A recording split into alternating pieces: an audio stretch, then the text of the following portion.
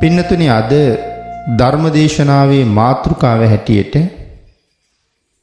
මම යොදා ගන්න කල්පනා කළේ යෝ සීලවා සීලවන්තේසු දදාති දාන. යමෙක් දානයක් දෙන්න කල්පනා කළා නම් ඒ දානයේ මහත්ඵල මහානිසංස වෙන්න මුලින්ම දායකයා සිල්වත් වෙන්න ඕනේ. යෝ සීලවා යමෙක් සිල්වත්ද සීලවන්තේසු දදාති දාන. සිල්වතුන් උදෙසා දානෙ දෙන්න. ඒකයි මේ මුල් පදයෙන් කියන්නේ. ධම්මේන ලද්දං සුපසන්න චිත්තෝ.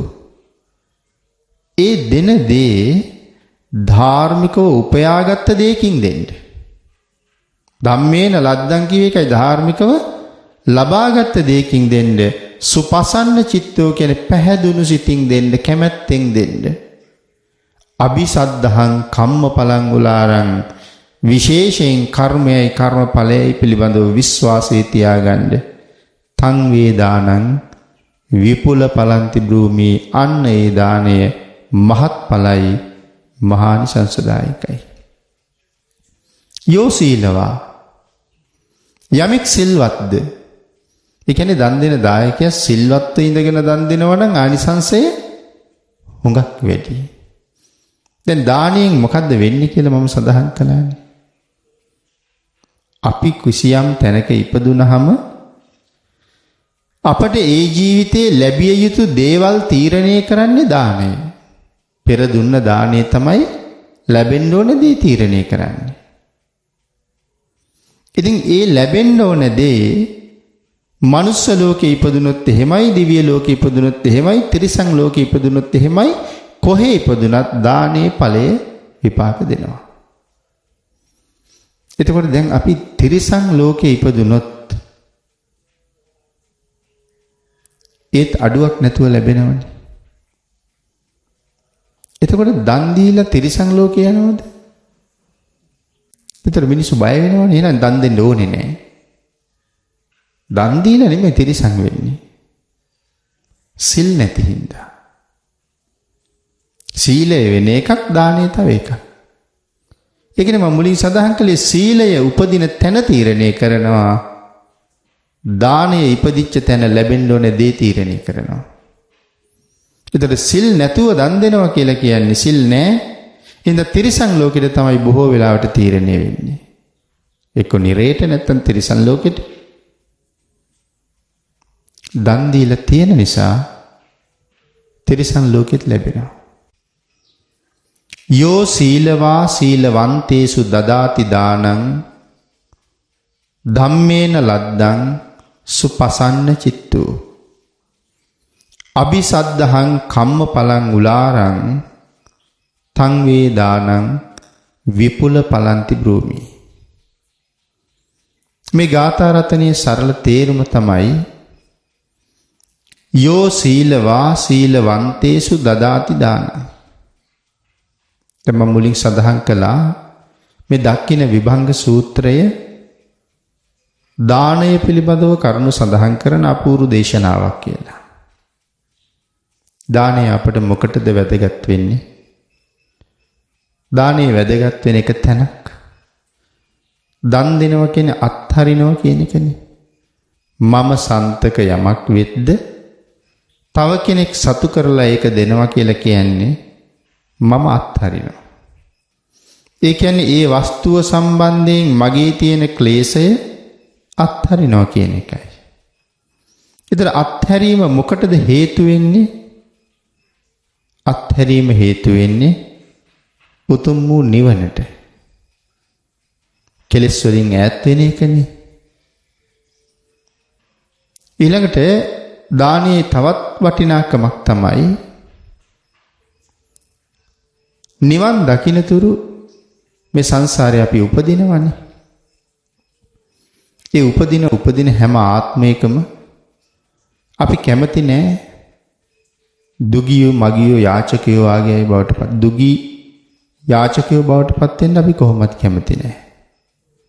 අනුන්ට අතපාන්න, බඩගින්නේ ජීවත් වෙන්න, බැනුම් අහහ මොනවා හරි ඉල්ලගන්න යන්න අපි කැමති නෑ. යම් විදිහකින් අනුභව කරන්න හිතෙනවා නම් ඒ විදිහට හැමදේම ලැබෙනවා නම් කැමති දේවල් හිතන වෙලාවට අඩුපාඩු නැතුව තියෙනවා නම් අපි මේ ජීවිතේටනේ ගොඩක් කැමති. එතකොට අපේ බුදුරජාණන් වහන්සේ අන්න ඒ කාරණාව විශේෂයෙන් සිහිපත් කරමින් දසදාන වස්තුවක් දේශනා කළා. කෙනෙක් ජීවත් වෙනකොට තමන්ගේ ජීවිත කාලයේ තුල මේ දසදාන වස්තුව වරින් වර හෝ එකින් එක හෝ සම්පූර්ණ කරලා තියාගන්න එක මතු ජීවිතේට මහත් වූ ලාභයක්.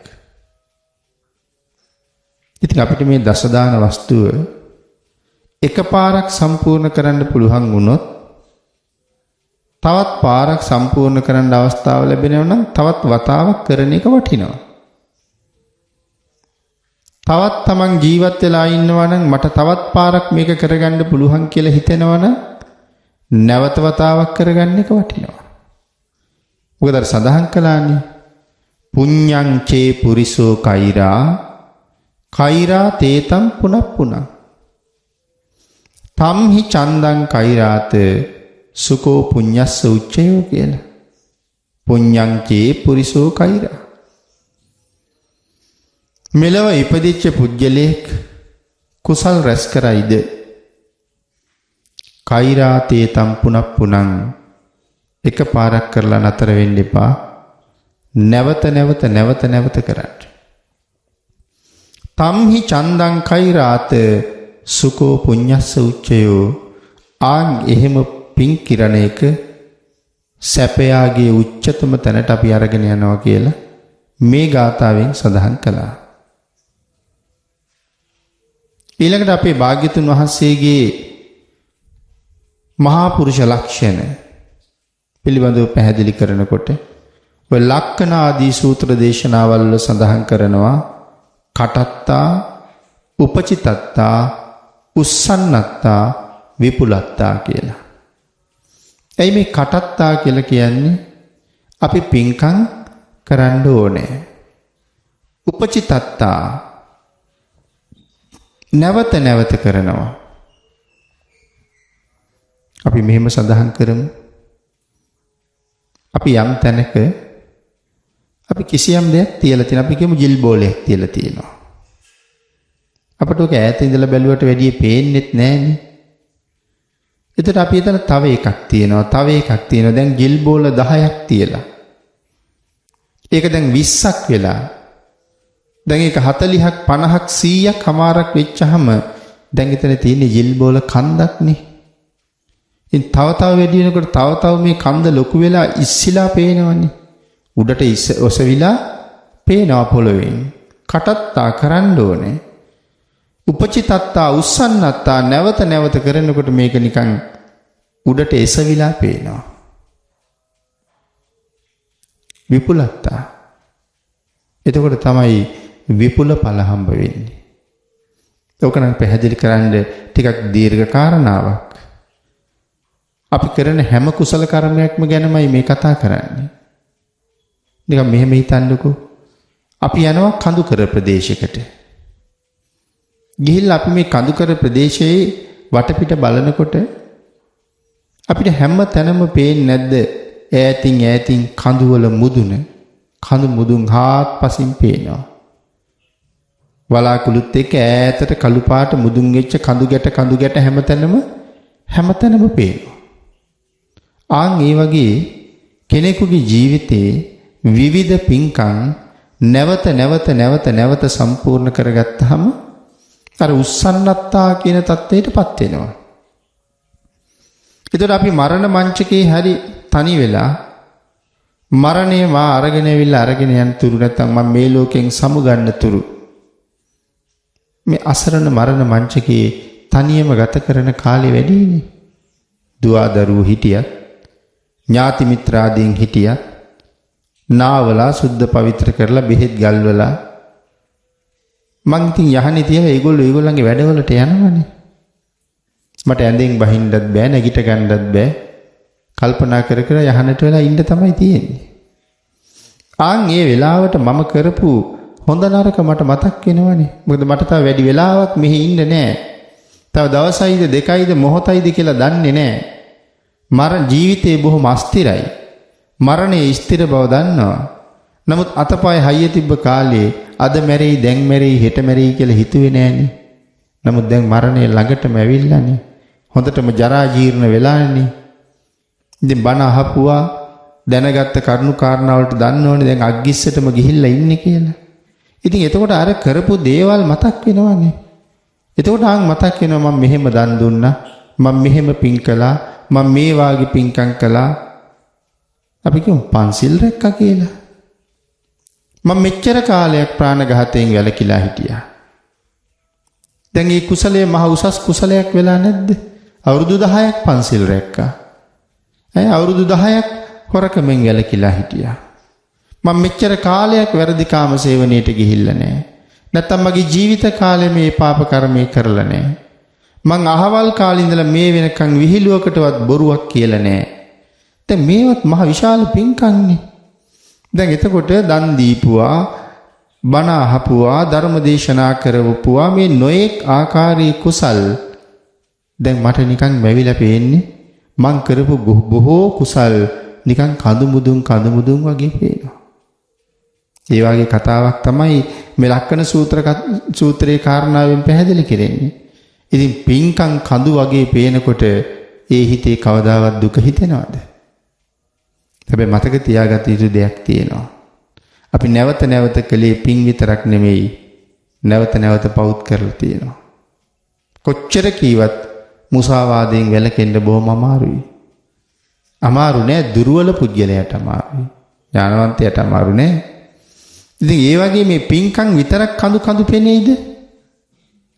නෑ. එහෙනම් පව් කනුත් ඒ වගේම පෙනද? වහ පාපයෙන් අත මිදෙන්න ඕනේ කියලායි මේ කියන්නේ. පින්කන්දට වඩා පව් කඳු උස ගිහිල්ලා තිබ්බොත් අවාසනාවන්තයි. දෙහිඳ වැඩියෙන් කලේ පව්ද පින්ද කියන තැනට යන්න ඕනේ. නමුත් ඉතින් පින බලවත්. ඉතින් ඒ වගේ මේ නැවත පින්කම් කරගන්න එක ජීවිතයේ පුදුමාකාර ලාභයක්. පිටකේ තියෙනවා ජානුස්සෝනි කියලා සූත්‍රයක්. ජානුස්සෝනි කියන බ්‍රාහ්මණයා බුදුරජාණන් වහන්සේගෙන් ඇවිල්ලා අහනවා, ස්වාමීනි භාග්‍යතුන් වහන්සේ, මේ බ්‍රාහ්මණයෝ හැටියට අපිත් භික්ෂුන් වහන්සේලා හැටියට භාග්‍යතුන් වහන්සේ ඇතුළු පිරිසක් සදහවතුන්ගේ දානය පිළිගන්නවා. මියගිය ඥාතීන්ට පිනුත් දෙනවා. ලැබෙනවද කියලා ඇහුවා.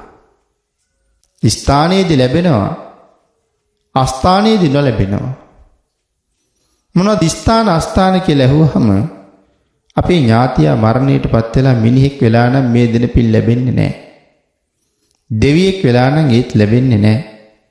තිරිසනෙක් වෙලා නම් ඒත් ලැබෙන්නේ නැහැ. අපායේ ඉපදිලා නම් ඒත් හම්බෙන්නේ නැහැ. එහෙනම් කාටද ලැබෙන්නේ? දැන් මේ ඔක්කොම අස්ථාන. පරදත්තූප ජීවී කියන പ്രേතාත්ම කොටාසී ඉපදිලා නම් අන්න එයාට පින් ලැබෙනවා. එතකොට ඊළඟට මිනිස්සු තිරිසන් වෙලා උපදින්නේ සිල් නැති නිසා. ඒතර සිල් නැතුව දන් දුන්නාම කවුරු වෙලාද ඉපදින්නේ කියන කාරණාව සඳහන් කළා. සුනකයෝ වෙලා ඉපදෙනවා. අශ්වයෝ වෙලා උපදිනවා. ඇත්තු වෙලා උපදිනවා. වෘෂභයෝ වෙලා ඉපදෙනවා. මෙන්න මේ වාගේ ආත්ම උපදිනවා. නිරේට යන්නත් පුළුවන්.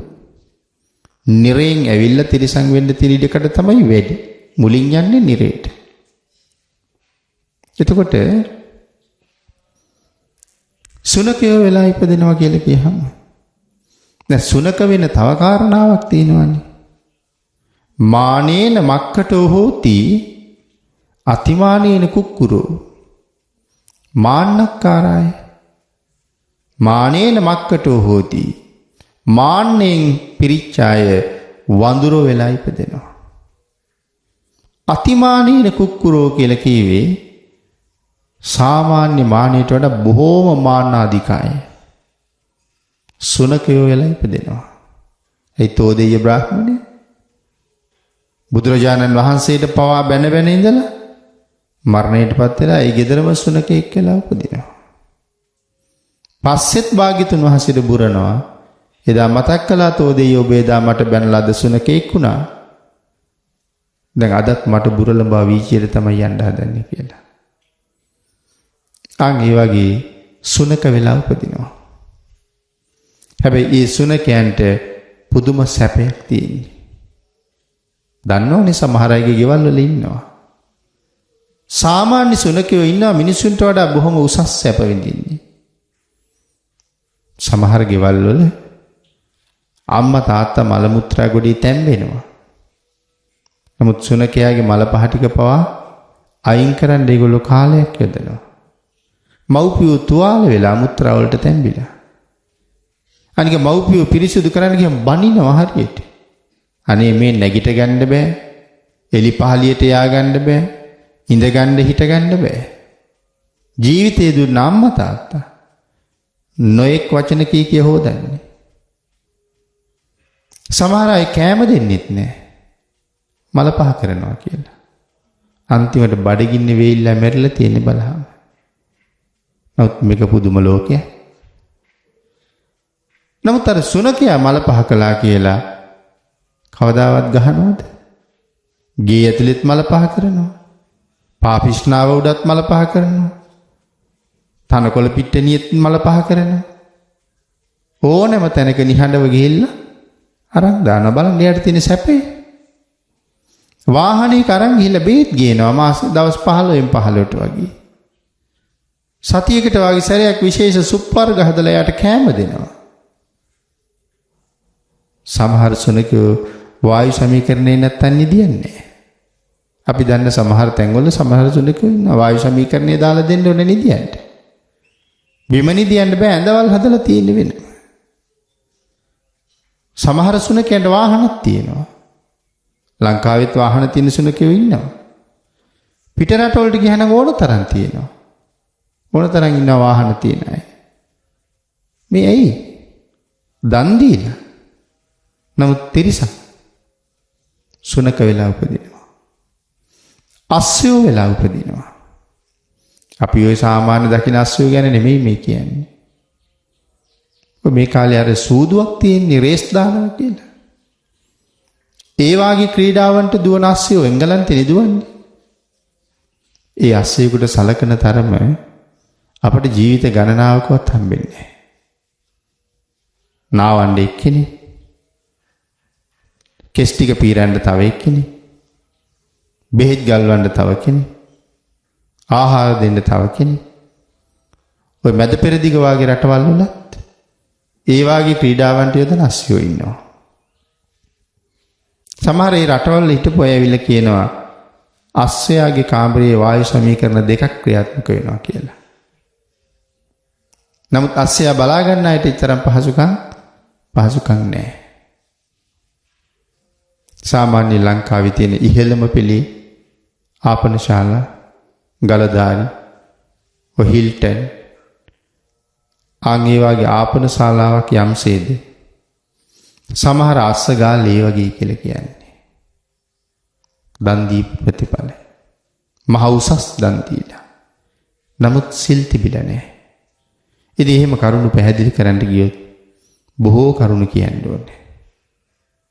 ඇත්තු වෙලා ඉපදෙනවා කියලා කියම ඔය මේ කාලේ අපේ ගම් දනව් වල ඔය සැරිසරන ඇත්තු ගැන නෙමෙයි කියන්නේ. ඒ අයට කෑමත් නැහැ. ඒ කොහෙන්වත් කන්න දෙන්නේ නැහැ නේ එනේන තැනින් එලව ගන්නවන්නේ. මේ කතා කරන්නේ රජ්ජුරුවන්ගේ මංගල හස්තියා වගේ අය ගැන. උඩට උඩුවියන් බැඳලා යටින් බුමුතුරුණු වෙලලා වටේට පහන් දැල්වලා ආරක්ෂක හමුදාවක් හැම වෙලාවෙම ක්‍රියාත්මකයි. යුද්ධෙට ගියත් එහෙමයි. යුද්ධෙට ගියත් ඇතාගේ ආරක්ෂාවට එනෝ පිරිසක් ඉන්නවා. ඉතින් ආන් එහෙම ඇත්තු ගැනයි මේ සඳහන් කරන්නේ. වෘෂභ කියලා කියන්නේ මේ කාලේ නම් අඳුරන්නේ නැහැ කවුරුවත්. බොහෝම ගවයෝ ජීවත් වෙච්ච ගව පාලනේ ඊටාම උසස් සමාජයේ තමයි වසබ, නිසබ, වෘෂභ කියන තුන් දෙනා ඉඳලා තියෙන්නේ. අද අපිට අඳුරන්න බෑ. වසබ කියලා කියන්නේ ගවයෝ 100ක නායකයා. නිසබ කියලා කියන්නේ ගවයෝ 1000ක නායකයා. වෘෂභ කියලා කියන්නේ සියලුම ගව ගණයාගේ නායකයා. ඉතින් මේ සත්තු අජානීයයි. කිසිම කාරණාවකට, කිසිම හේතුවකට, කිසිම කෙනෙකුට බය නැහැ.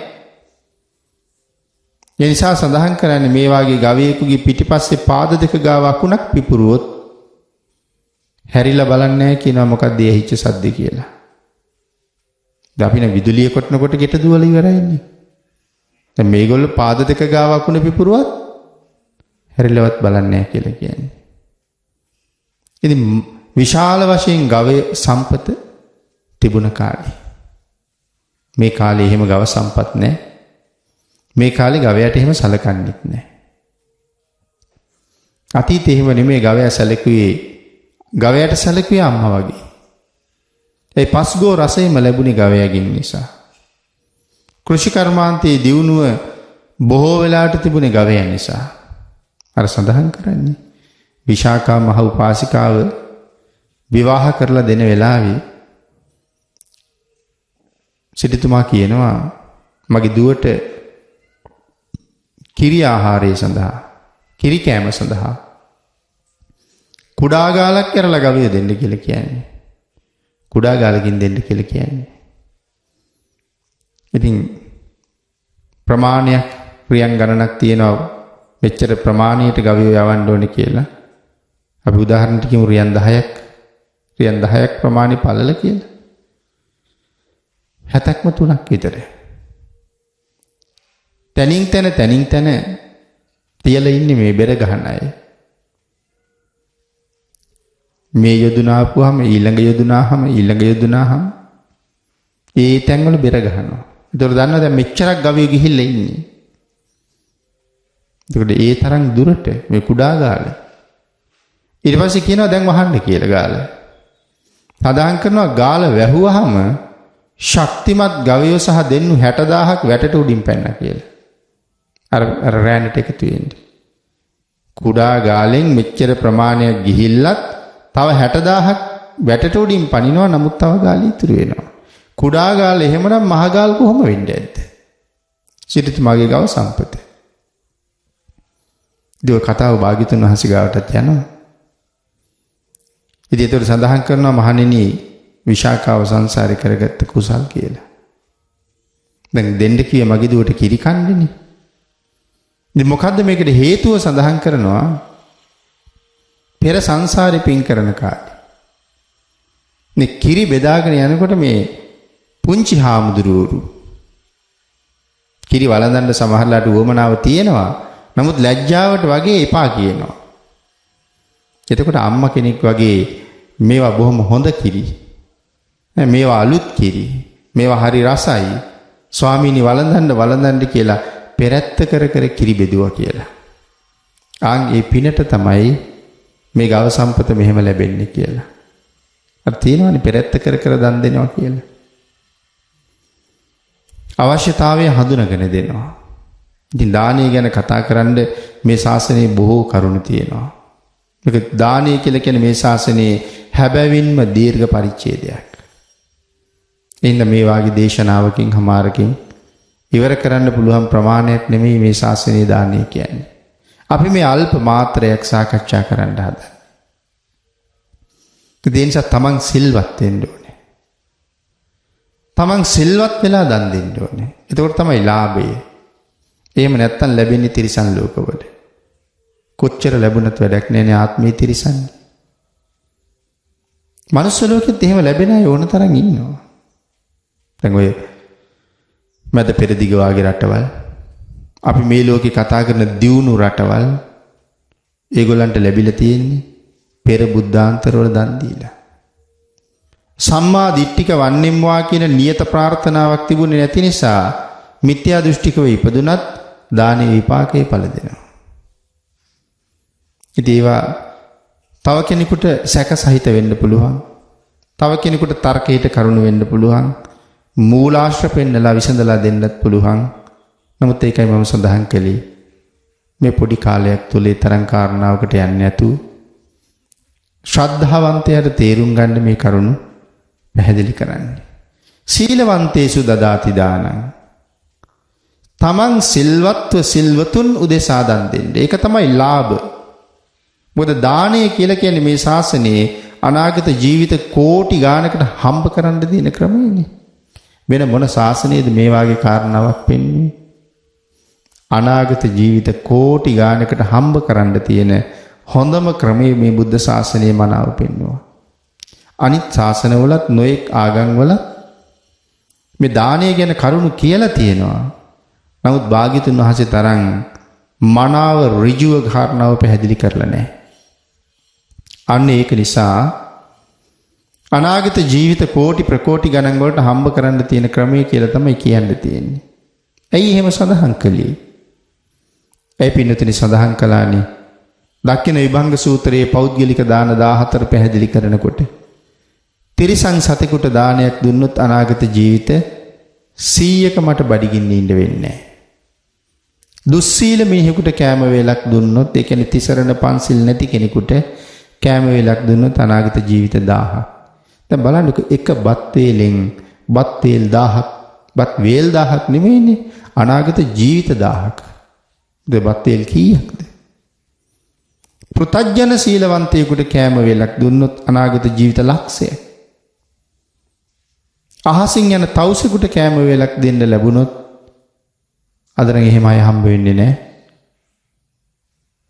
අනාගත ජීවිත කෝටි ලක්ෂයක් බඩගින්න ඉන්න වෙන්නේ. තිසරණ තියෙන කෙනෙකුට කෑම වේලක් දුන්නොත් ඒ කියන්නේ දැන් මේ තිසරණ තියෙන කෙනා තමයි මේ බුද්ධ ආගමේ කෙනා. අනික ඔක්කොම බාහිරනේ. තිසරණ තියෙන කෙනෙකුට කෑම වේලක් දුන්නොත් අනාගත ජීවිත අසංකේයයක්. ඒ කියන්නේ 1.140 අනාගත ජීවිතවල විපාක දෙනවා. හැබැයි තිසරණේ හරියටම තියෙන්න ඕනේ. ඒතර ඔබ කල්පනා කරලා බලන්න. ඒතකොට තිසරණයි පන්සිලුයි තියෙනවා නම් ප්‍රමාණය කියලා නෑ. ඒ කියන්නේ ප්‍රමාණ කරන්න බෑ. ඉතින් ඔබට නිකන් හිතෙන්නේ නැද්ද? මමත් තෙරුවන් සරණ ගිහිල්ලා පන්සිල් ආරක්ෂා කළොත් මට වතුර කෝප්පයක් හරි දෙන කෙනාට මොන ලාභයක්ද කියලා. ඉතින් එහෙම හිතහම මේ සමාජයේ මැරෙන්න ඉස්සෙල්ලා කොයිතරම් ලොකු සත්පුරුෂයෙක් වෙන්න පුළුවන්ද? නිකන් හිතන්න ඔබේම ගමේ ඔබේම තරුණ දූපුතුන් ඔය වෙසක් පොසොන් කාලවල ගියක් ගානේ ගිහිල්ලා බැනුම් අහහා සල්ලි එකතු කරනවා දන්සැලක් දෙන්න. එතකොට මේ දන්සැලට එක තිසරණ තියෙන පුජ්‍යලයක් ඇවිල්ලා කෑම වේලක් කාලා ගියොත් අර ළමයින්ට අනාගත ජීවිත 1.140ක ලාභයි. එතකොට ඒ වාගේ අය හැමදාම එනවනම් අපේ තියෙන අවාසනාවට තිසරණයි පන්සිලි දෙකම නැති මිනිස්සු තමයි ඇවිල්ලා කෑම කාලා යන්නේ. මොකද අපි වෙසක් තේරුම් අරන් නැහැනේ. ඒ හින්දා මේ ඒක හරි අවාසනාවන්ත තත්ත්වයක්. කෙසේ වෙතත් වන්දනාව යන එක උපාසක කෙනෙක් උපාසිකාවක් අපේ දන්සල ළඟට આવොත් ඒක මොන ලාභයක්ද? ඒතර එතනින් එහාට ලැබෙන ලාභයේ ප්‍රමාණයේ සීමාවක් නැන්නේ. ටිකක් හිතන්න මම මේක මේ නිතරම පැහැදිලි කරපු උදාහරණයක්. මොකද උනන්දුව ඇති කරන්නම. අපි කියමු අපේ ගෙදරක තියෙන උත්සවයක්. ඒ උත්සවයට අපි ආරාධනා පත්‍ර දීලා තියෙනවා 1001ක්. අපි කියමු දරුවෙකුගේ මංගල උත්සවයක් කියලා. ආරාධනා දීලා තියෙනවා 1001ක්. ඒකෙන් 1000ක් පෘතජ්ජන සීලවන්තයි. ඉතින් පෘතජ්ජන සීලවන්තයා කියලා කියන්නේ දිවි හිමියෙන් සිල් රකින්නවා කියලා පොදුන් දෙච්ච කෙනෙක් නෙමෙයි. නමුත් කාටවත් කරදරයක් නැතුව ජීවත් වෙනවා. ඉතින් මදුරුවෙක් වැහුවොත් මරනවා. ගෙදර කැරපොත්තෝ ඉන්නවනම් මරනවා. ගෙදරට සර්පෙක් එනවා නම් බේරෙන්නම බැරි නම් වතාවක් දෙවතාවක් අල්ලගෙන ගිහිල්ලා ඈතට දාලා එන්නත් පුළුවන්. නැවත නැවතත් එනවා නම් මරනවා. ඉතින් අත්‍යවශ්‍යම දෙයක් තිබුණොත් හොරකම් කරන්නේ නැත්තේ නෑ. බේරෙන්නම බැරි වුණොත් බොරුවක් නොකිය ඉන්නේ නෑ. දිගටම අවස්ථාව යෙදෙනවා නම් වරදට පෙළඹෙන්නේ නැති වෙන හේකුත් නෑ. අනුන්ගෙන් නිකන් හම් වෙනවා නම් නොබී ඉන්නෙත් නෑ. ඉතින් කාටවත් කරදර කර කර බොන්න යන්නෙත් නැහැ. තමන් වියදම් කරන්නෙත් නැහැ. නිකන් හම්බෙනවා නම් අත්හරින්නෙත් නැහැ. නමුත් සාමාන්‍ය අපිට කරදරයක් නැතුව ජීවත් වෙන හින්දා අපි ඒකට කියන්නේ හොඳ මිනිස්සුયો කියලා. ගමේ ගෙදර ඉන්නකොට කියන්නේ හොඳ මිනිහෙක් කියලා. ඉතින් හොඳ මිනිස්සු ඉන්නේ බෞද්ධයෝ අතර විතරද? නෑ, ඉස්ලාම් අතර, කතෝලික අතර මේ ඔක්කොම පෘථග්ජන සීලවන්ත ගණයට තමයි යන්නේ. ඒ පෘථග්ජන සීලවන්ත කියන්නේ. පෘථග්ජන කියන්නේ අපටනේ. එතකොට අපිට තමයි ඒගොල්ලෝ හොඳ. ආර්යයන් වහන්සේලාට නම් ඒගොල්ලෝ දුස්සීලයි. ඒකයි පෘථග්ජන සීලවන්තයි කියලා කියන්නේ. ඉතින් එහෙම කෙනෙකුට දානය කෑම වේලක් දුන්නාම මට අනාගත ජීවිත ලක්ෂයක් ආහාර හිග නැහැ. ඒතකොට දැන් අපේ ගෙදර ආරාධනා පත්‍ර 1001න් 1000ක්ම පෘථග්ජන සීලවන්තයි. මේ 1000ට කෑම දුන්නාම මට අනාගත ජීවිත කීයක් ලාභද? ලක්ෂ 1000න් ගුණ කරාම 1.8යි. ලක්ෂ 1000න් ගුණ කරාම 1.8යි. නමුත් 1001ක්නේ අර එක්කෙනා තිසරණ තියෙන කෙනෙක්. ඒ කියන්නේ බුදුන් දහම් සඟුන් සරණ ගියපු කෙනෙක්. එයාට කෑම වේල දුන්නට මට අනාගත ජීවිත 1.140ක්. 1000කට කෑම දීලා 1.8යි හම්බ කළේ. තිසරණ තියෙන එක්කෙනාට කෑම දීලා 1.140ක් හම්බ කරනවා. අනාගත ජීවිතම ලාභයි මට. බඩගින්නේ ඉන්න වෙන්නේ නැහැ. එතකොට ඔබ කල්පනා කළොත් මමත් එහෙම කෙනෙක් වෙනවා මගේ ජීවිතේ. මං අන්‍යයන්ට ලාභයක් සලස්වනවා. මේ බුද්ධ ආගමේ තියෙන හරි ලස්සන ක්‍රමයක්. ආත්මාර්ථයෙන් පරාර්ථයට යන ක්‍රමයක් තමයි බුද්ධ ආගමේ තියෙන්නේ. ඒක නිසා මේ ශාසනයේ හැටියට කියන්න තියෙන්නේ පුළුවන් තරම් ආත්මාර්ථකාමී වෙන්න කියලා. හැබැයි ඒ කියන්නේ අර කෛරාටිකයෙක් වෙන්න කියන එකද? අපි ආත්මාර්ථකාමියා කියලා කියන්නේ එහෙම කෙනානේ. මහා කපටි කෛරාටික තමන්ගේ ලාභය තමන්ගේ යසස විතරක් බලන කෙනානේ. එහෙම කෙනෙක් ගැන නෙමෙයි මේ කියන්නේ. ආත්මාර්ථකාමියා කියන එකේ නියම තේරුම තමයි තමන්ගේ ජීවිතයට සාධාරණයක් කරන්න.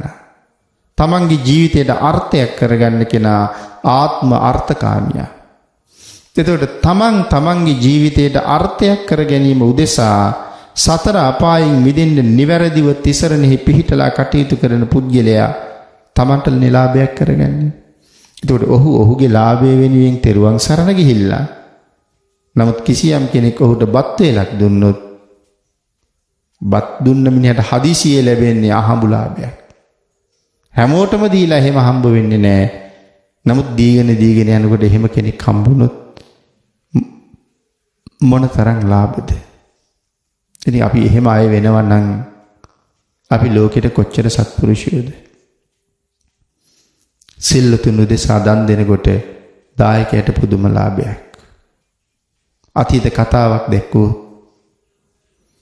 අපේ ශාසනයේ මහා කච්චායන මහරහතන් වහන්සේ ඇතුළු රහතන් වහන්සේලා 8 නමක් පින්නපාතේ වඩිනවා. අනේ කොහෙන්වත් තාම දාන්න ලැබිලා නැහැ. එක ගමක ඉන්නවා සිටුපවුල් දෙකක්. ඒක සිටුපවුලක් හැබැයි හරි දුප්පත්. ඒගොල්ලෝ සිටුවරු තමයි. නමුත් දැන් ධනෙන් හුඟක් පිරිහිලා. ඒ සිටුපවුලේ සිටුතුමත් මැරිලා ගිහිල්ලා. සිටු දේවියක් මැරිලා. ඊට පස්සේ තමයි සිටුපවුල අනාථ වෙන්නේ. ඉතින් ඒ සිටුපවුලට හිටිය එක දුවක්. දැන් දුව ඉන්නේ කිරියම්ම ගාව. දැන් කිරියම්මයි දුවයි බොහොම දුක්ඛිත ජීවිතයක් ගෙවන්නේ. සිටුවරු මරුණාට පස්සේ. අනික් සිටුපවුලේ බොහොම ධන ධාන්‍ය ආදියෙන් ආඩ්‍යයි. සිටුවරු. ඒ නිසා ඉතින් ධනෙ හිගයක් නැහැ. හැබැයි ඒ සිටුපවුලේ දුවක් ඉන්නවා. ඒ දුවගේ කෙස් වැවිලා නැහැ හොඳට. දිග කෙස් වැටියක් ඇයට නැහැ. හැබැයි දුප්පත් සිටුදුවට තියෙනවා බොහොම දිග නිල්වන් කේශ කලාපයක්. අර පෝසත් සිටුදුව වරක් කහවණු 1000ක් දෙන්නම් ඔබේ කෙස් වැටිය මට දෙන්න කියලා ඉල්ලීමක් කළා. ඒත් දුන්නේ නැහැ. එදා වතුර කලේ ගේන්න යනකොට ආර්යයන් වහන්සේලා වඩිනවා. ළඟට ගිහිල්ලා බැලුවා දානෙ ලැබිලාද කියලා නැහැ. ස්වාමීනි මං දන් දෙන්නම් කියලා කිව්වා. ගෙදර එක් කරගෙන ගියා මොකවත්ම නෑ දෙන්න. ගෙදර එක් කරගෙන ගිහිල්ලා තමන්ගේ කිරියන් මට කතා කරලා කියනවා මගේ කොණ්ඩේ කපලා තියෙනවා. අහවල් සිටුදුව මගින් මේ කොණ්ඩේ කහවණු 1000කට ඉල්ලුවා. ඇයි දැන් කීයකට ගනීද දන්නේ නැහැ. පුළුවන් නම් මේක ගෙනහිල්ලා ඇයට දීලා දෙන ගානක් අරන් එන්න කිව්වා. ආච්චිට හොඳටම දුකයි. ඇස් දෙකෙන් කඳුළු වැක්කිරෙනවා. ඇයි මිනිබිරියගේ ලස්සනට තිබිච්ච කෙස් වැටිය කපලා දාලා. ඇයි පපුවටත් අත තියාගෙන කඳුළු අතින් පිහ පිහ කෙස් වැටිය තුරුල් කරගෙන අර ගෙදර ගිහිල්ලා දෙනවා. කලින් දුන්නෙත් නෑනේ ඉල්ලුවාට. ඒ නිසා අර සිටුදුව කියනවා මේ කෙස් වලට දැන් තියෙන දෙන්න පුළුවන් වටිනාකම කහවණු 8යි කියලා. කහවණු 1000ක් ඉල්ලපු කෙස් වැටිය. කහවණු 8 අරන් යනවා. දුවේ කහවණු 8යි දුන්නේ කියනවා. වහාම ඒක අරගෙන ගමේ ගෙවල් 8කට යනවා. ගෙදරකට කහවණුව දීලා කහවණුවක් වටිනපත් පාර්සලයක් ඉල්ල ගන්නවා. කහවණුවක් වටිනපත් පාර්සලයක් කියලා කියන්නේ බොහොම උසස් කෑම පාර්සලයක්. ඒක ගෙනල්ලා 8 නමට පූජා කළා. පූජා කරන්නේ ඔක්කොම ආච්චියක්. ඊට පස්සේ අහනවා රහතන් වහන්සේ මහා කච්චායනයන් වහන්සේ මේ දන් දුන්න දායිකාව කෝ කියලා. ස්වාමීනි කෙස් ටික කපලා නිසා ලැජ්ජාවෙන් එන්නේ නැහැ. නමුත් ආර්යයන් වහන්සේ ඇය කෝ කියලා අහනකොට ආර්යයන් වහන්සේට තියෙන ගෞරවයක් හැටියට ඇයට නෑවිල්ලා ඉන්න බෑ. ඒ හින්දා එහෙම්මම ඇවිල්ලා දන ගහලා වන්දනා කරලා නැගිටිනකොට තිබ්බා වගේම ලස්සන කෙස් කලඹක් ඇයට තියෙනවා. මේ ශාසනයේ මෙවන් උතුම් සිල්වත් සංඝයාට දන් දීලා සිතූ පැතූ සම්පත්තේ විදිහට මේවලෙම ලැබිලා තියෙනවා. ඒ සිල්වත්කමේ ශ්‍රේෂ්ඨත්වය නිසා. උන්වහන්සේලා ඇයට ආශිර්වාද කරලා ඇය බලාගෙන ඉන්නකොට අහසට පැන නැගලා අහසින්ම වැඩලා චණ්ඩ පජ්ජෝත රජුරුවන්ගේ උයනේ තමයි දන් වළඳන්නේ. ඊට පස්සේ පජ්ජෝත රජුරුවන්ගේ සේවකයෙක් ගිහිල්ලා කියනවා මහරජතුමනි ඔබ වහන්සේගේ පුරෝහිත බ්‍රාහ්මණයා මහා කච්චායන දැන් පැවිදි වෙලා යන්න දැන් උයනට ඇවිල්ලා ඉන්නවා කියලා. රජුරවන්ට පුදුම සතුටක්. රජුර වහාම උයනට ඇවිල්ලා වන්දනා කරලා කතා කළා. මහා කච්චායනයන් වහන්සේ කියන්නේ සතර මහා තෙරුන්ගෙන් එක්කෙනෙක්. මොන තරම් ගුණයෙන් අධිකද? ඒක බ්‍රාහ්මණ පුත්‍රයෙකුට හිතුනේ මේ භික්ෂුව මගේ බිරිඳ වුණා නම් කියලා. ඒ තරම් ලස්සනයි. ශරීර වර්ණය. හිතෙනකොටම කල්පනා වුණා නෑ උන්වහන්සේගේ ලස්සන වගේ බිරිඳට තිබ්බනම් කියලා. නමුත් සිතුවිලි මාත්‍රය ඇතුළත ඔහුගේ පුරුෂ ලිංග අතුරුදහන් වෙලා ස්ත්‍රී ලිංග පහළ වෙලා. එතකොට මේ ශාසනයේ සංඝයාගේ ගුණය ගැන කතා කරන්න අපි කවුද? ඉතින් පජ්ජෝත රජුරුවත් එක්ක කතා කර ඉන්නකොට මේ දවල්ට වැළඳුවාද කියලා ඔව් මහරජා වැළඳුවා. නමුත් අද දානේ ලැබුණේ මෙන්න මේ විදිහටයි කිව්වා. රජුරවන්ට ඇතිවෙච්ච පැහැදීම අර දුප්පත් තරුණිය ගෙන්නගෙන තමන්ගේ අග්‍රමහේෂිකාව කරගත්තා. මේ ආර්යයන් වහන්සේලාට දන් දීලා ඇයට ලැබිච්ච යහපත. පින්නතේ අන්න බාර කියන දුගිය. අන්න බාර කියලා කියන්නේ සුමන කියන සිටුවරයාගේ අස්සයන්ට කෑම සපේන දුප්පත් මිනිහෙක්. අස්සයන්ට තනකොළ කපන්නේ යා. සුමන සිටුවරයා හැමදාම දන් දෙන කෙනෙක්. මේක අබුද්ධෝත්පාද කාලයක්. දුගී මගී යාචකයන්ට තමයි දන් දෙන්නේ. ඒ දන්සැලෙන් තමයි සුමන හැමදාම කෑම කන්නේ. සුමන එදා තනකොළ කපාගෙන එනකොට උපරිට්ට කියන පසේ බුදුරජාණන් වහන්සේ නිරෝධ සමාපත්තියෙන් අවදි වෙලා අද දවසේ පිහිට විය යුත්තා අන්න භාරයි කියලා දැනගෙන අන්න භාරගේ නිවසට අහසින්ම වැඩියා. අන්න භාර ගේට්ටුව ළඟට එනකොටම භාග්‍යතුන් වහන්සේ වැඩලා තනකොළ මිටිය පැත්තක දාලා ඉක්මනට ගිහිල්ලා ඇහුවා ස්වාමීනි දාන වැළඳුවාද කියලා. නෑ පුතේ ලැබෙයි කියලා කිව්වා. ලැබෙන්න වෙලාවක් නෑ ස්වාමීනි කල් ඉක්ම ගිහිල්ලා. ඉක්මනට බිරිඳට අඬ ගාලා අහනවා මගේ කෑම එක තියෙනවද? තියෙනවා කිව්වා. වහාම පාත්‍රය පිරිසිදු කරලා ඒ කෑම එක පිළිගන්නවා. භාගයක් පිළිගන්නකොට ඇති කිව්වා. ස්වාමීනි මෙලවින් සංග්‍රහයපා පරලෝකටම සංග්‍රහ කරන සේක්වා. ස්වාමීනි මේ දන් දුන්න පිනෙන් නිවන් දක්නා ජාති දක්වා නෑ බෑ කියන රළු වචනේ මට අහන්න ලැබෙන්න එපා කියලා කිව්වා. ආන්ගේ පූජාව දිහා බලාගෙන සුමන සිටුවරයාගේ ශේතච්ඡත්‍රයේ හිටපු දේවතාව සාදුකාර පැවැත්තුවා. සුමන සිටුවරයා කවුද කියලා ඇහුවම කිව්වා මං අහවල් දේවතාව. මම මෙච්චර කල් දන් දෙනවා උඹ අදද දැක්කේ කියලා ඇහුවා. දෙවියා කියනවා මෙච්චර කල් ඔබ දුන්න දානෙට මම සාදු කිව්වේ නැති වුණාට අද අන්න බාර දුගියා දවල් දුන්න දානෙටයි මම සාදු කිව්වේ කියලා. සුමන කල්පනා කරනවා මෙතෙක් කල් දන් දීලා දෙවියෙක් ලව්වා සාදු කියව ගන්න මට බැරි වුණා. අන්න බාරයා එක දානින් දෙවියෝ ලව්වා සාදු කියව ගත්තා. අන්න බාර ගෙන්නලා පින ඉල්ලුවා. දෙන්න බෑ කිව්වා. සල්ලි වලට ඉල්ලුවේ. අන්තිමට සඳහන් කළා අනුග්‍රහ වශයෙන් මට දෙන්න කියලා. දූවගෙන ගිහිල්ලා පසේ බුදුරජාණන් වහන්සේගෙන් ඇහුවා ස්වාමීනි මා කරගත්ත පින සුමන සිටුවරයට දෙන්නද? එතකොට සඳහන් කළා පුතේ එක පහනක් දැල්වලා ඒ පහනින් පහන් 100ක් ආලෝකමත් කළත් මුල් පහනේ එළිය අඩු වෙන්නේ නැහැ වගේ උඹ කරගත්ත පින කී දෙනෙකුට දුන්නත් උඹට පින් අඩු වෙන්නේ නැහැ කියලා. ඊට පස්සේ තමයි පින් අනුමෝදන් කළේ. රජුරුවොත් ඒ පින ඉල්ලගත්තා. අන්න බාර දුගියා එදා ඉඳලා අන්න බාර සිටුවරයා බවට පත් වුණා. අන්නේ අන්න බාරම තමයි අපේ ශාසනයේ අනුරුද්ධ මහරහතන් වහන්සේ බවට පත් වෙන්නේ. එදා ප්‍රාර්ථනාවක් කළානේ නෑ බෑ කියන රළු වචනයක් අහන්න එපා කියලා. අනුරුද්ධ කුමාරයා සෙල්ලම් කරන්න ගිහිල්ලා කැවුම් ඔට්ටු අල්ලලා කැවුම් පරාදයි. 3 පාරක් මම්ම කැවුම් යවුවා. කැවුම් පරාදයි 4 වෙනි පාර කැවුම් යවනකොට අම්ම පණිවිඩයක් යවුවා පුතේ කැවුම් ඉවරයි කියලා. කැවුම් නෑ කියන වචනේ දන්නේ නෑ. ආයෙ පණිවිඩය යවනවා නැති කැවුම් එවන්න කියලා. ඉතින් දැන් කොහොමද මගේ පුතාට නෑ කියන වචනේ උගන්වන්නේ? රන් තලියක් තව තලියකින් වහලා ගෙනහිල්ලා දුන්නා මේක ගෙනහිල්ලා දෙන්න කට ඇරලා බලහම නෑනේ. මේකටයි නෑ කියන්නේ. නමුත් සේවකයා තලිය අරගෙන යනකොට නගරාරක්ෂක දෙවියෝ කල්පනා කළා එදා අන්න බාර දුගියා උපරිට භාග්‍යතුන් පසේ බුදුරජාණන් වහන්සේට දන් දීලා නෑ බෑ කියන වචනේ ඇහෙන්න එපා කියලා ප්‍රාර්ථනාවක් කළේ. ඒක දැන අපි මේ තලිය නිකන් ගෙනියන්න දුන්නොත් මහ දෙවියන්ගෙන් විසුමක් වෙන්නේ නැහැ අපිට. යන්න හම්බෙන්නේ නැහැ දේව සභාවට එහෙම වුණොත්. ඒ හින්දා දිව්‍යමය කැවුම් වලින් පිරෙව්ව තලිය. මෙන්න මේවයි නැති කැවුම් කියලා ගෙනහිල්ලා දීලා අරලා බලහම ඇත්තටම කැවුම් පිරීලා මුළු පලාතම සුවඳයි. ජේදා ගිහින් අම්මගෙන් අහනවා මට ආදරේ නෑ නේද කියලා. අම්මා කියනවා මගේ පුතාට නැතුව මං වෙන කාටද ආදරේ? මගේ ඇහැ වගේ මගේ හදවත වගේ එච්චර ආදරේ නම් ඇයි මෙච්චර කල් මට නැති කැවුම් දුන්නේ නැති කියලා අහන්නේ. අම්මට තේරෙන්නේ නැහැ මොකද්ද කියලා. සිල්ලුතුන්ට දන් දීලා කරපු ප්‍රාර්ථනාවල් මේ සංසාර විපාක දෙන්න හැටි.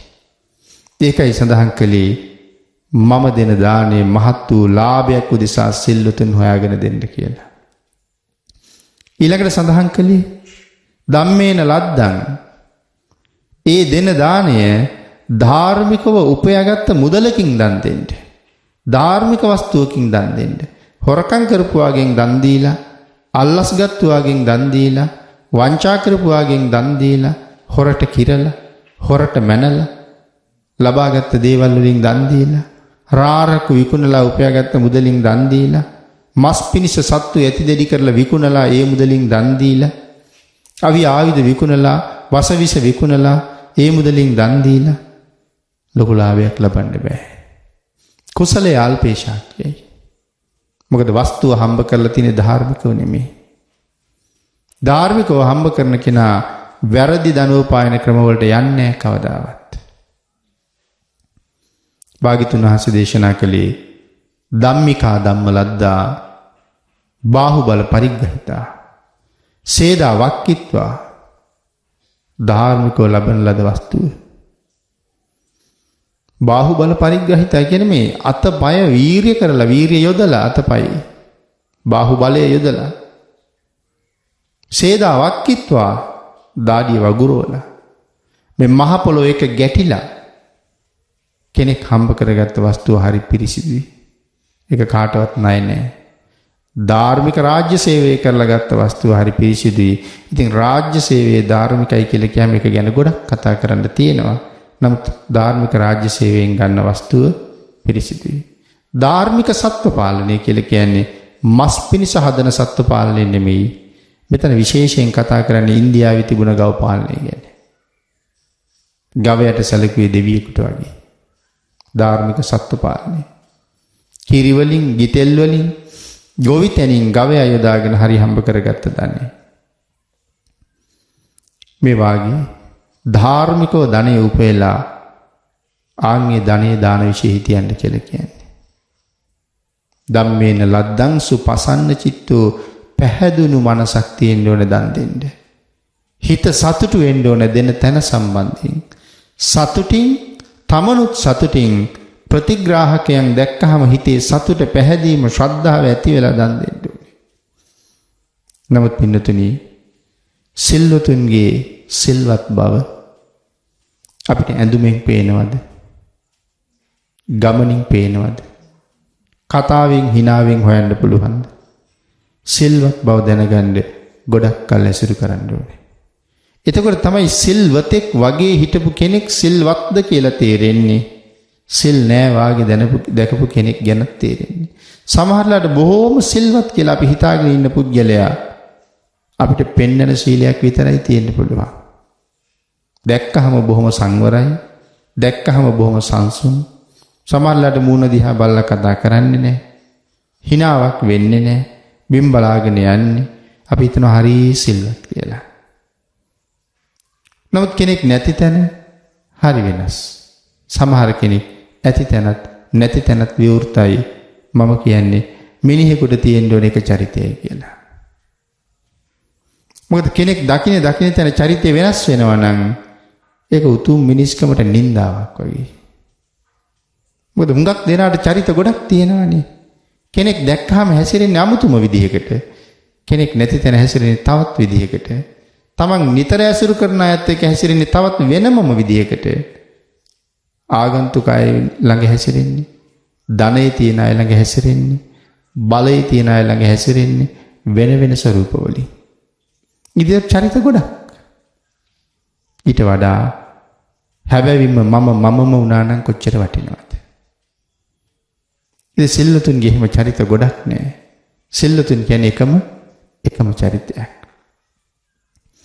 ඒතර මේ සීලය ඇඟෙන්, මූණෙන්, ඇඳුමෙන්, කතාවෙන්, හිනාවෙන්, ගමනින් පේන්නේ නෑ. ඒකනේ අර භාග්‍යතුන් වහන්සේගේ කාලේ එක උපාසක මහත්මයෙක් එක භික්ෂුවක් ඉල්ලගෙන යනවනේ. ගෙදරට දාන්නට භික්ෂුන් වහන්සේලා වැඩි අය එකනමක් මදි කියලා. දැන් වෙලාව කිට්ටුයි දාන වෙලාව. එහෙනම් මෙයා කෙටි පාරකින් නියරක් දිගේ වෙලක් හරහා බොහොම ඉක්මනට යනවා. භික්ෂුන් වහන්සේත් වඩිනවා. ඉතින් වක්කඩවල ලොකුවට කැඩිලා කලින් දවසේ වැහැලා මෙයා පැනලා යනවා වක්කඩෙන් දායකයා.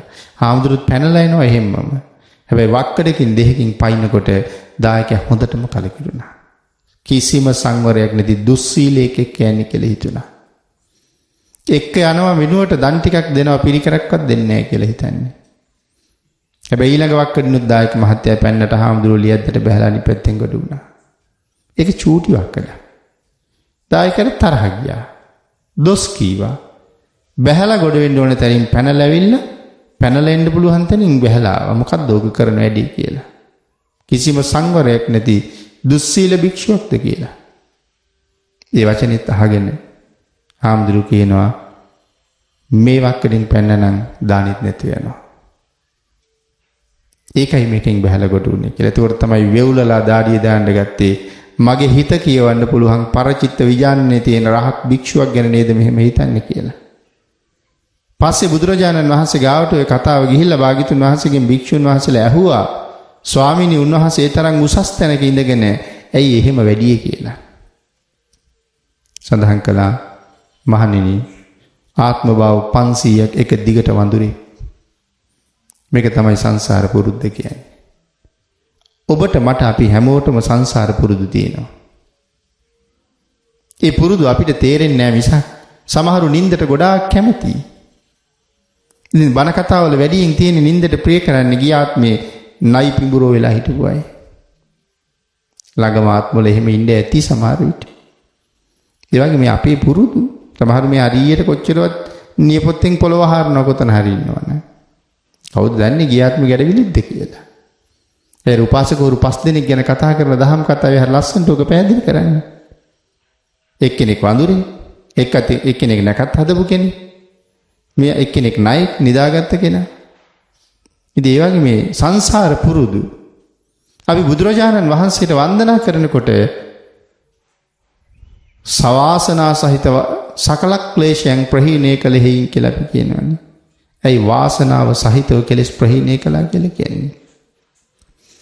ලෞතර බුදුරජාණන් වහන්සේ කවදාවත් මේ ජීවිතයට සංසාර පුරුදු ගෙනල්ලා නැහැ. ඒ කෙලෙස් ඔක්කොම ඉවර කරලා තියෙනවා. නමුත් ඔබම අපි හැමෝම සංසාර පුරුදු අරන් ඇවිල්ලා ඉන්නේ. අපි ළඟ සසර පුරුදු තියෙනවා. භාග්‍යතුන් වහන්සේ ගාව එහෙම නැහැ. භාග්‍යතුන් වහන්සේ පෙර පුරුදු මොකවත් නැති මේ ජීවිතේ තවත් අලුත්ම නිර්මලම නෙළුම් මලක් වගේ. ඉතින් ඒ නිසා අපේ පෙර පුරුදු වන තරම් තියෙන ඒක අර භික්ෂු ආත්ම භාව 500ක පුරුද්ද මේ පෙන්වන්නේ වඳුරු කුලේ ඉපදිලා. ඉතින් එතකොට එළඹ සිටි සිහිය කොහෙද? සඳහන් කරනවා ඒ සිහිය තියෙන්නේ පව්පින් ගැන සම්බන්ධයෙන් පමණයි. පව් සිද්ධ වෙනවද පින් සිද්ධ වෙනවද කියන තැන විතරයි සිහිය තියෙන්නේ. ඉතින් ඒ වගේ දීර්ඝ කරුණු ගොඩක්. නිසා පැහැදුණු සිතක් තියෙන්න ඕනේ. අபிසද්ධහං කම්ම පලං උලාරං අභි කියලා විශේෂයෙන් කර්මයයි කර්මඵල විශ්වාසයයි තියෙන්න ඕනේ. මොකක්ද ඒ කියන්නේ? කර්මයයි කර්මඵල විශ්වාසයයි. අපි කියමු අපි දානයක් දෙනවා. මේ දාණයෙන් මට ගොඩක් පින් සිද්ධ වෙනවා. මේ දෙන දේවල් වලින් මේ විදිහට පින් හම්බ වෙනවා. මං මේ පින මගේ නමින් මිය ගියේ මගේ අම්මට, මගේ තාත්තට, මගේ සහෝදරයට, සහෝදරියට, මගේ පවුලේ අයට, ඥාතීන්ට මම මේ පින් අනුමෝදන් කරනවා. මට පින් ලැබුණ බවත් මං ඒ අයට පින් අනුමෝදන් කරාම ඒ අයට පින් ලැබෙන බවත් පූර්ණ විශ්වාසයක් Taman තුල තියෙන්න ඕනේ. ඉතින් පින් ලැබෙන්නේ කොතනදද කාටදද කියන කාරණාව අපි සිහිපත් කළා. ජීවත් වෙලා ඉන්න අයටත් පින් දෙන්න පුළුවන්. අපි පින් කරලා ජීවත් වෙලා ඉන්න අයටත් පින් දෙන්න පුළුවන්. ඒක තමයි පත්තිපත්තානුමෝදනා කියලා කියන්නේ. දස පුණ්‍ය ක්‍රියාවේ පින් රැස් කරනවා, පින් අනුමෝදන් කරනවා. මිය ගිය අය පින් ගන්න බලාපොරොත්තු තැන්වල පුළුවන් තැන්වල ඉන්න අය මේ පින් ලබනවා. සුජීවත්ව ඉන්න අයටත් අනුමෝදන් කරන්න පුළුවන්කම තියෙනවා. ඉතින් අபிසද්ධහං කම්ම පලං උලාරං ආන්ගේ කර්මයයි කර්මඵලයයි යම් කෙනෙක් පිළි අරගෙන දන් දෙනවා නම් උදේට කරුණු කීයක් කීවද? තමන් සිල්වත් වෙන්න ඕනේ. සිල්ලතුණු දෙසා දන් දෙන්න ඕනේ. ධාර්මිකව උපයාසපයාගත් වස්තුවක් තියෙන්න ඕනේ. ඊට අමතරව ශ්‍රද්ධාව පැහැදීම තියෙන්න ඕනේ. කර්මයේ කර්මඵල විශ්වාසයේ තියෙන්න ඕනේ. තං වේදානං විපුල පලන්ති බ්‍රූමි. ආන්ගේ දානේ මහත් ඵලයි, මහානිසංසදායකයි. අපි දස දාන වස්තුව ගැනත් මුලින් මතක් කළා. මොනවද දස දාන වස්තුව කියන්නේ? ආහාර දන් දෙනවා, පාන වර්ග දන් දෙනවා, වස්ත්‍ර දන් දෙනවා. මූලික අවශ්‍යතා තුන මිනිහෙකුගේ. කෑම, බීම, ඇඳුම්. මූලික අවශ්‍යතා තුන. ඊළඟට සෙය්‍ය. සෙය්‍ය කියලා කියන්නේ ඇඳන් පුටු. මාල කියන්නේ මාලවලටමයි. ගන්ධ කියලා කියන්නේ සුවඳ. විලේපන කියන්නේ ආලේපන ද්‍රව්‍ය. ඊළඟට සඳහන් කළා යාන. යාන කියන්නේ පාවහන්. පාවහන් පාපිසි. ප්‍රදීප. ප්‍රදීප උපකරණ. පහන් සහ පහන් ගල්වන්න අවශ්‍ය දේවල්. මේ ටික දන් දී ගන්න කියලා කියන්නේ ජීවිතේ. එකක් දුන්නහම හුඟක් දේවල් ලැබෙනවා. තිසරණයි, පන්සිලුයි, දසදාන වස්තුවයි සම්පූර්ණ නම් හරි සතුටින් මරණ මංචකයට ගොඩ වෙන්න පුළුවන්. අනිවාර්යයෙන්ම මීට වඩා හොඳ තැනක උපදිනවා. ඉතින් මීට වඩා හොඳ තැනක උපදිනවා නම් මොකටද මැරෙන්න බය වෙන්නේ? තමන් ළඟ පූර්ණ විශ්වාසයක් තියෙන්න ඕනේ. මගේ සිල් පිරිසිදුයි, මම මේ දානය සම්පූර්ණ කළා. අපි හැමෝම මැරෙන අය හැටියට ඒ විශ්වාසය ගොඩනගා ගත්තත් කොච්චර ආගියද? එහෙනම් දානය කල්ප කාලාන්තරයකට හම්බ කරන්න තියෙන එකම ක්‍රමය. එවන් උතුම් දානය මේ ගාථා රත්නයට අනුව නිවැරදිව නිර්මලව පූජා කරගෙන එයින් ලැබෙන උතුම් ඵලයත් අරගෙන මේ රැස් කරගන්න නොයෙක් කුසල ධර්මයන්ගේ අනන්ත ආනුභාවයත් ජීවිතයට එකතු කරගෙන යම් දවසක මෙලවින් සමුගන්නතුරු හැකි හැම වෙලාවකම වැඩි වැඩියෙන් පින්කම්ම සිද්ධ කරගෙන තමන්ගේ ජීවිතයේ කුසලයෙන් පෝෂණය කරගෙන ප්‍රාර්ථනා කරන බෝධියෙන් අමා මහ නිවනින් සැනසෙන්න මේ සියලු පුණ්‍ය ධර්මයන් ඔබ සියලු දෙනාටම හේතු වාසනා වේවා කියලා ප්‍රාර්ථනා කරනවා.